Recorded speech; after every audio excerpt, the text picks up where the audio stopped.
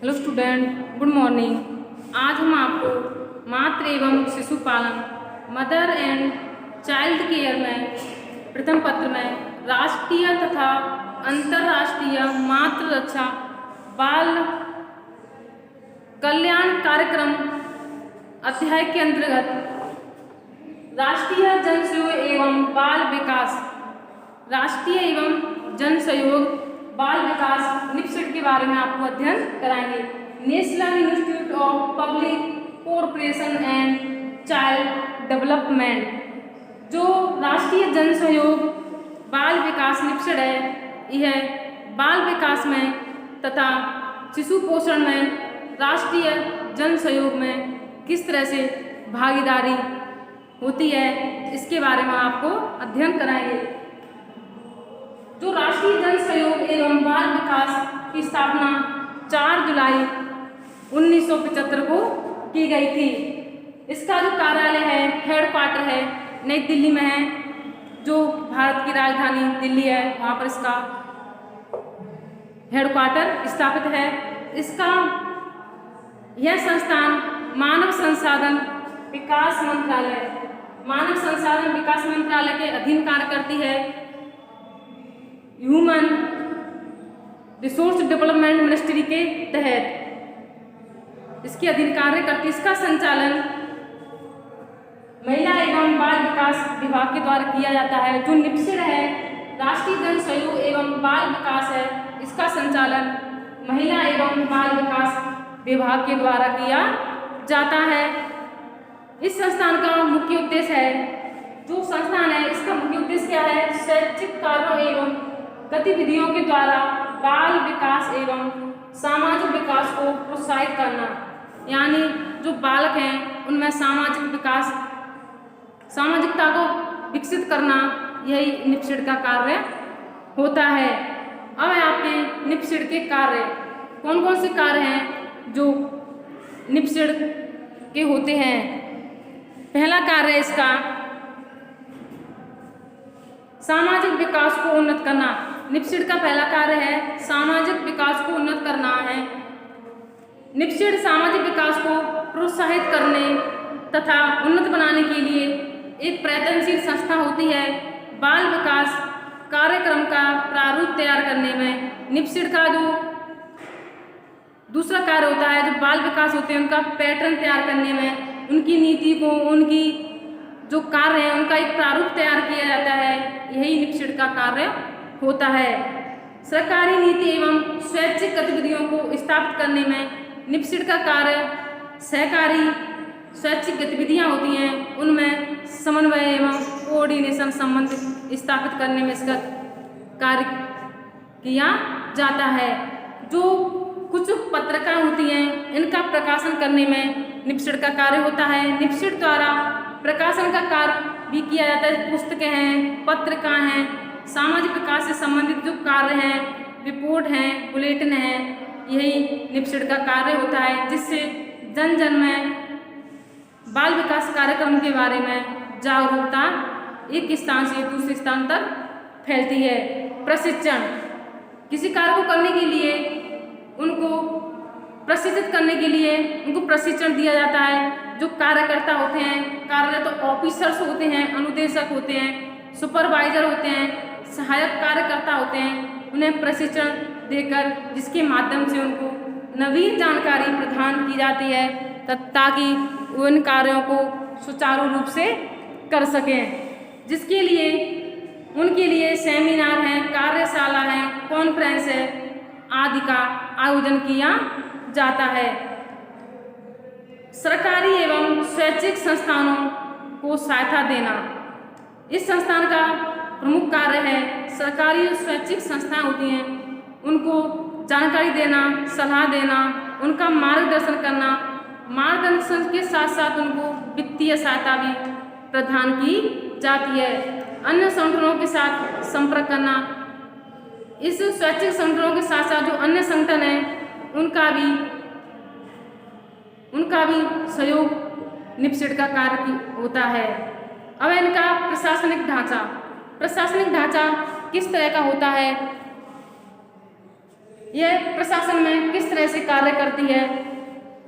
निप्सिड की संपूर्ण गतिविधियों को संचालन करने के लिए एक प्रशासनिक ढांचा तैयार किया जाता है, जिसमें बाल विकास प्रकोष्ठ है, महिला विकास प्रकोष्ठ है, नियंत्रण एवं मूल्यांकन प्रकोष्ठ है, जन सहयोग प्रकोष्ठ है, सामान्य सेवा विभाग है, प्रशिक्षण विभाग है। इन विभागों का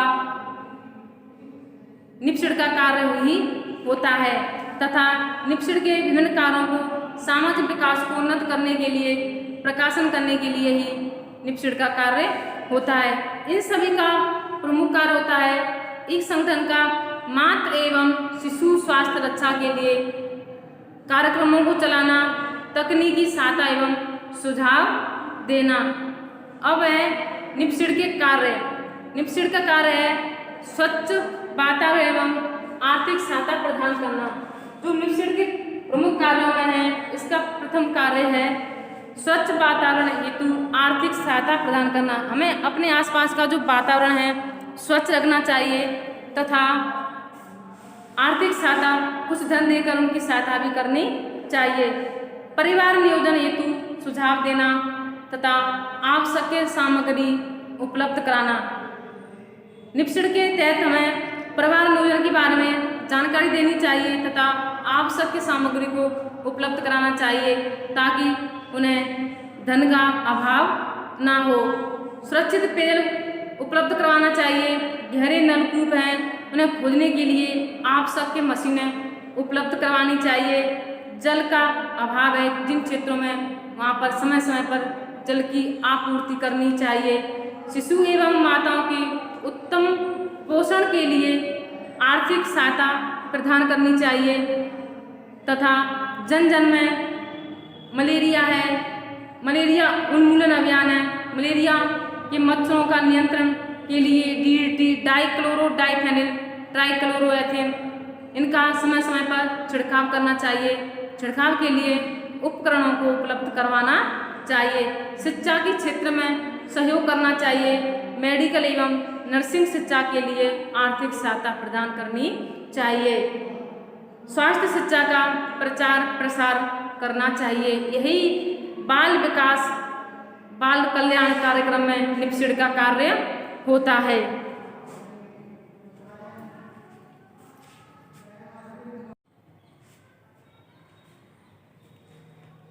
अब हम आपको मातृ एवं शिशु पालन में राष्ट्रीय एवं अंतर्राष्ट्रीय मातृ रक्षा बाल कल्याण कार्यक्रम के अंतर्गत जिस तरह से निप्सिड कार्य करती थी, उसी तरह खाद्य एवं कृषि संगठन, खाद्य एवं कृषि संगठन FAO, इसका संक्षिप्त रूप है फूड एंड एग्रीकल्चर ऑर्गेनाइजेशन।